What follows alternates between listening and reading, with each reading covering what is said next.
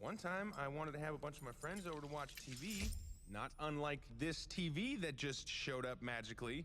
And not everybody can fit on my one couch. And I thought to myself, well, what if there was such a thing as a bunk bed, but as a couch? Introducing the double-decker couch. So everyone could watch TV together and be buddies. That is literally the dumbest thing I've ever heard. Please, Wildstyle, let me handle this. That idea is just the worst.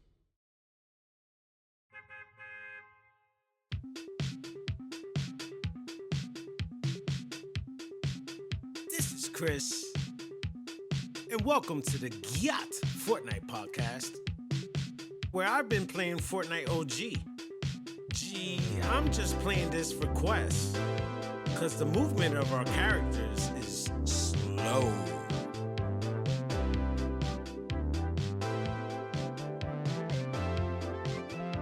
Technically, someone else might already have a Fortnite podcast, but in the spirit of Fortnite, like I'm waiting on a care package to hit the ground, I'm waiting on the new Think Client feature, where I can just download the game modes I only care about and which ones I only want to play.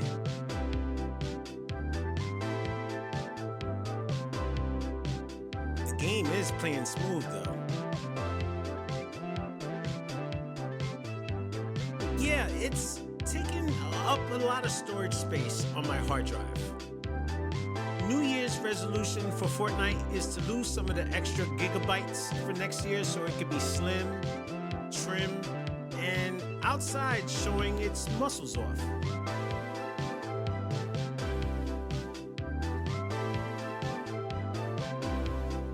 Super Bowl commercial, anybody? I'm sure Fortnite has something planned on their schedule.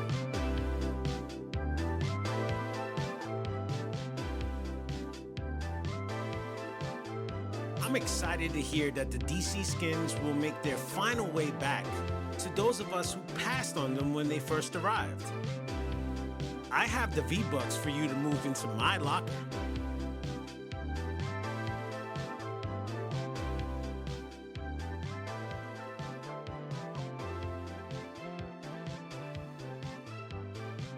And Jade got cursed by wearing an Oni mask that Daigo gave to her to protect herself, and now she's in the spirit realm? If you looked into the portal during the story mission? Wow.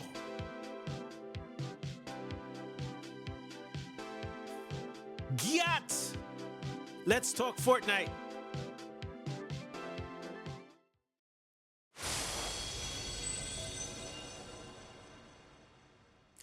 Today, we're diving into Epic Games' two newest heavy hitters, the first-person shooter mode, Ballistic, and the LEGO-inspired Brick Life. Both are poised to shake up Fortnite in ways that feel fresh, experimental, and most importantly, fun. And honestly, these might be the most exciting additions to the game in years. All right, let's talk about Ballistic. I'll be real with you. When Fortnite first teased Ballistic, I wasn't entirely sure what to expect. A tactical 5v5 FPS mode in a game best known for its chaotic, build-smashing action. Sounds ambitious, right? But after seeing the details, I'm genuinely hyped.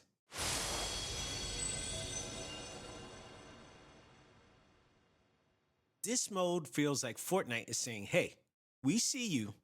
All right, all you Overwatch, Valorant, and Counter-Strike players, welcome to our island. It's a clean pivot into the realm of precision shooting and strategy. One team plants a rift point device while the other team defends. Simple on paper, but with Fortnite's signature chaos layered in. You know this isn't going to be a straight tactical shooter.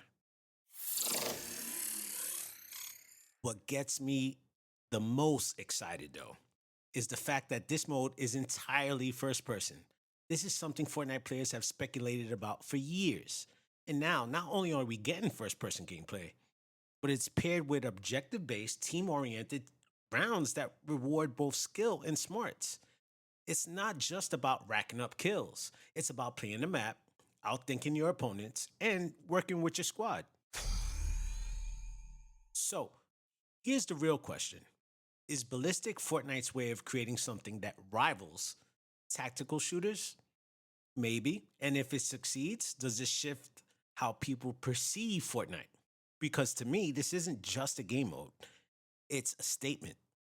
Epic is showing us that Fortnite isn't afraid to branch out into entirely new genres.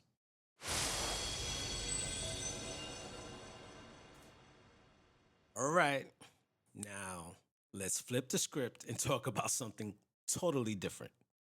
If Ballistic is high stakes adrenaline, then Brick Life is the chill sandbox we didn't know we needed. I'm not exaggerating when I say Lego Fortnite Brick Life might be the most exciting thing coming to Fortnite right now.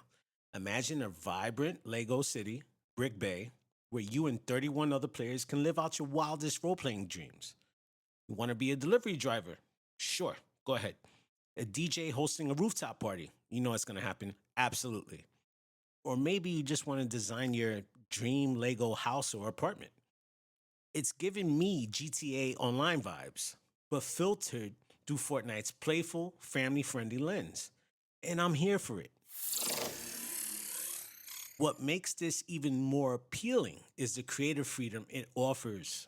With jobs, missions, the ability to design your own space, Brick Life feels like a playground for imagination. It's time to dance. All right, so I'll say this.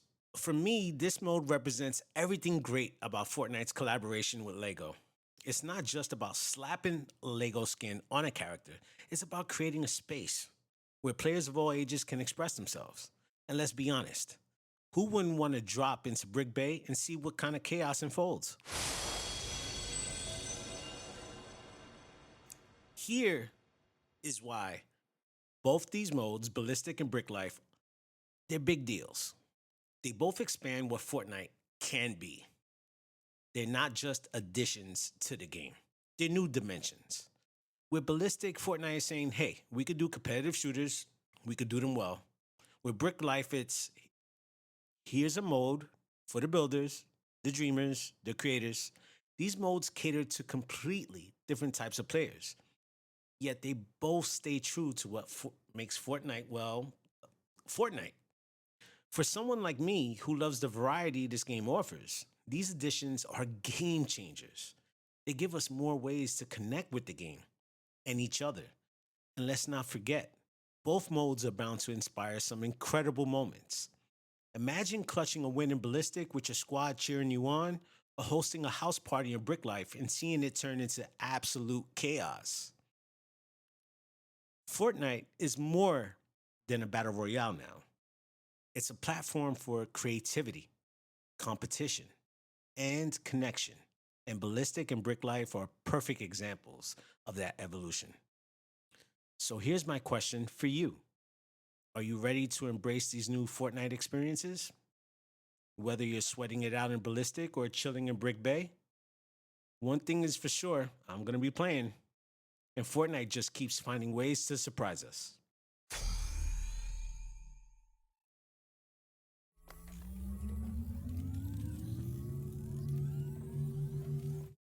It starts with whispers. A snapshot here, a cryptic artifact there. And in the heart of it all, betrayal, power struggles, and the kind of secrets that could rewrite the very fabric of the island. Today, we're peeling back the layers of Fortnite's mythos, treating it like the true crime story it is. This isn't just a game. It's a mystery that's been unfolding for years. And now, we're unraveling it together. Our first suspect, Geno, the elusive leader of the Imagined Order. A man, or maybe something more, who shaped the island and its chaos like a conductor orchestrates a symphony of destruction. He's described as the mastermind behind the 0 Points control, but his true intentions are shrouded in shadow. The lore tells us that Geno was the ultimate authority within the Imagined Order. But is he a visionary, attempting to impose order, or a despot clinging to power. Let's break this down. Geno's loyalty to the 0 Point isn't altruistic, it's about control. Through the IO, he's manipulated realities, bending them to his will, but not without consequences. It's said that Geno's greatest betrayal came at the hands of the sisters, the Imagined and the Order. Once his loyal enforcers, they turned against him, choosing rebellion over submission. Why? Sources, aka fragments of in-game lore, hint at his arrogance. Geno viewed himself as untouchable, an immortal figure, while his own creation saw him for what he was, pretty much a tyrant. Next, we turn to Agent Jones, or as he's better known, Jonesy. He started as a loyal foot soldier of the Imagined Order, but like so many operatives before him, Jonesy found himself questioning the morality of his actions. Was it a crisis of conscience or something more?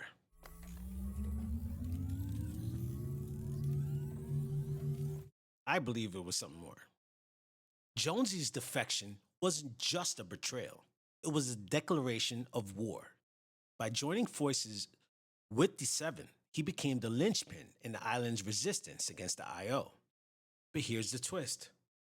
Was Jonesy always destined to betray the IO? Or did Geno push him too far?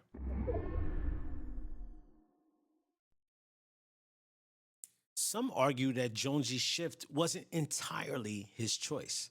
The moment he started jumping between realities, he began seeing cracks in the IO's narrative. Geno's order wasn't about preserving reality, it was about dominance.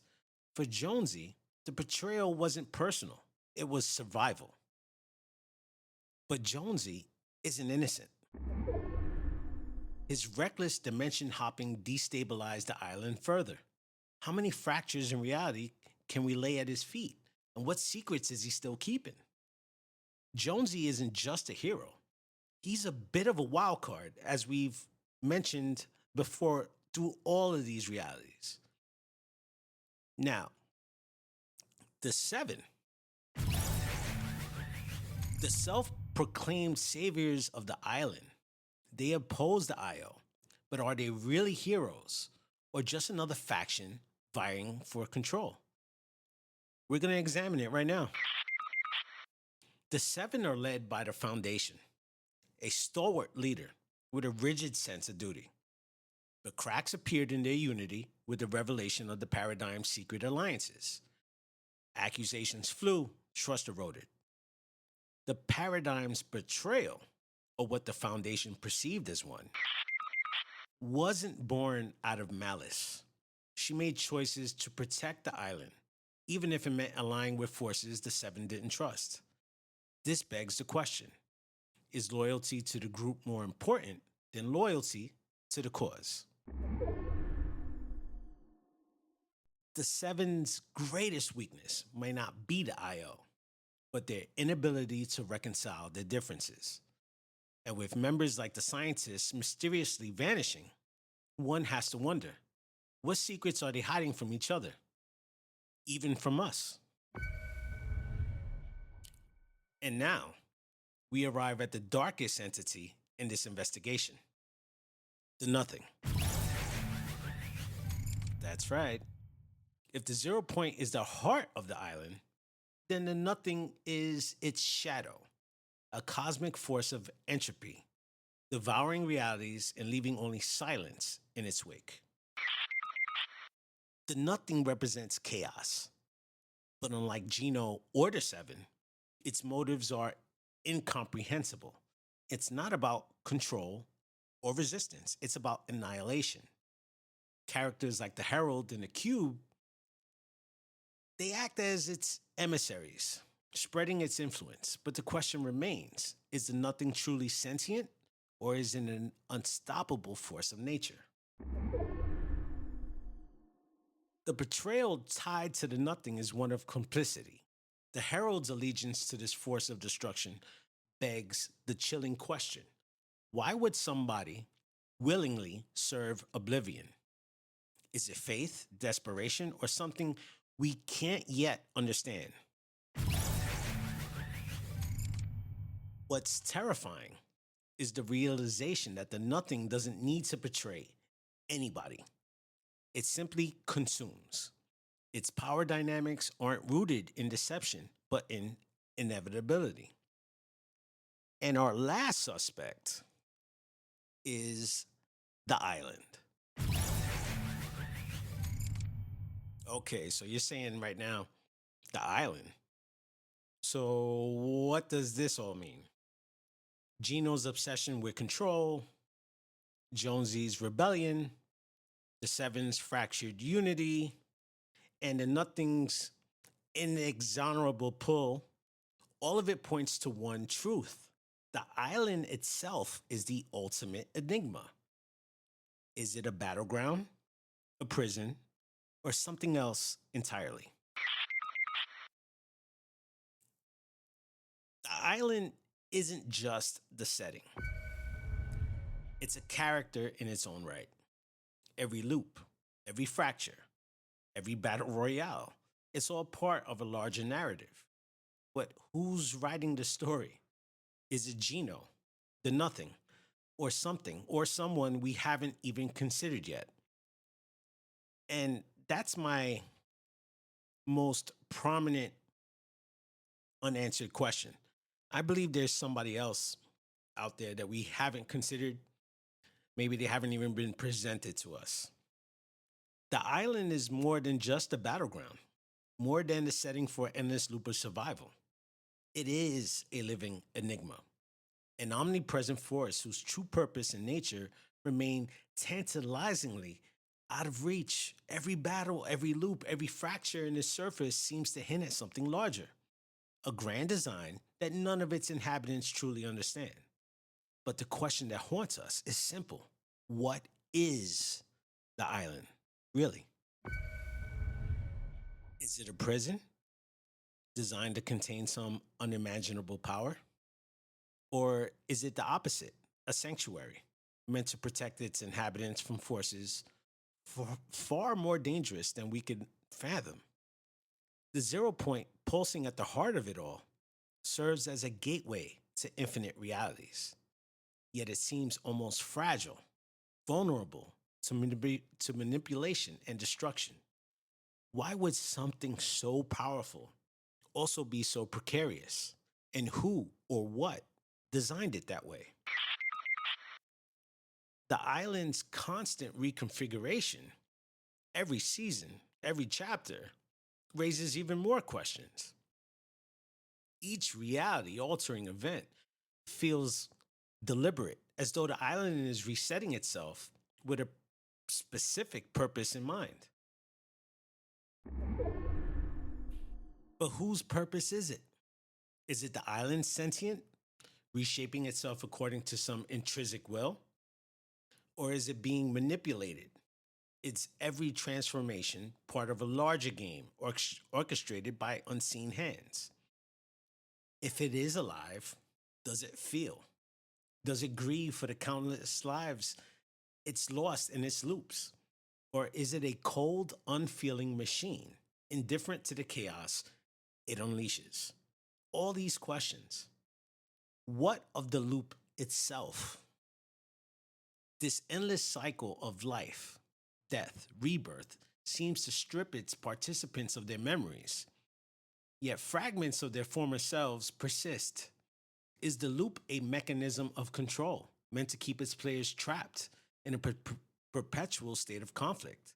Or could it be a test, a cosmic experiment, forcing its participants to evolve and adapt until they achieve some unknown goal? And if it's a test, who is the examiner? This is crazy. Okay, even the factions vying for control, the Imagined Order, the Seven, the Last Reality, they seem to lack a full understanding of the island's true nature. Each one of them claims to have answers, but their actions often suggest otherwise. The IO seeks to dominate the island, but do they know what they're truly dealing with? The Seven fight to liberate it, but are they battling an enemy or a misunderstood ally? Did you guys even think of that? And the Nothing, that ominous force lurking at the edge of reality. Does it seek to destroy the land? Or is it the island's inevitable destiny? Perhaps the most unsettling question is this: is the island even aware of us? Are we, the players, part of its grand narrative? Or are we interlopers, anomalies disrupting its natural order? Do our choices matter? Or are we simply pawns in a larger game we can never fully comprehend?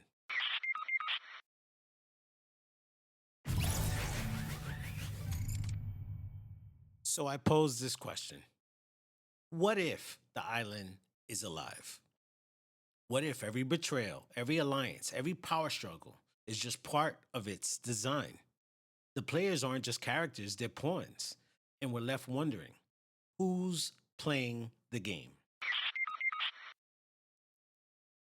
From what I have played the game and followed throughout the story, all right, based on the intricate dynamics and the power hierarchies within Fortnite's Mythos, to me, the Nothing emerges as the strongest character, while Jonesy stands as the quintessential underdog. The Nothing's unparalleled strength lies in its nature. It is not just a being, but a force of cosmic inevitability. Unlike Geno, whose power is tied to control and authority, or the Seven, who rely on unity and strategy, the Nothing operates beyond mortal comprehension. It doesn't play by the rules of the island. It just continues consuming and corrupts without effort every single season, every single chapter. Its emissaries, the Herald and the Cube Queen, are mere extensions of its will, yet they've already caused unparalleled devastation. What makes the Nothing terrifying is that it's not bound by any physical form, morality, or ambition. It simply exists to erase, making it the embodiment of entropy. No character, not even Geno with his grand visions of order, has demonstrated the ability to fully counter its influence. In a universe ruled by power dynamics, the Nothing represents the final unanswerable force, a strength that no individual or faction can definitively overcome. Now, in contrast, Jonesy is the underdog of this narrative. His journey from an obedient agent of the imagined order to a rogue rebel exposes his vulnerability and humanity. Jonesy's strength doesn't come from overwhelming power or divine purpose, but from his adaptability. Every season, the guy's changing, encouraged to defy a system far greater than himself. Unlike Geno, who manipulates from a position of absolute authority, or the Seven, who wield advanced technology and a shared mission, Jonesy starts as a cog in the IO's machine. Seemingly, he is extremely insignificant at the start of Fortnite. Yet his decision to break away and fight for the greater good places him at the heart of the island's resistance. His flaws, recklessness, impulsivity, and a lack of clear direction, they make him human, they make him relatable, but they also highlight his resilience. Jonesy operates without the resources of Geno, the unity of the Seven, or the enigmatic power of the Nothing, yet he repeatedly defies these odds. What cements Jonesy's status as the underdog is that his victories are never guaranteed. Every choice he makes comes with immense risk, and his survival depends on wits and luck rather than raw power.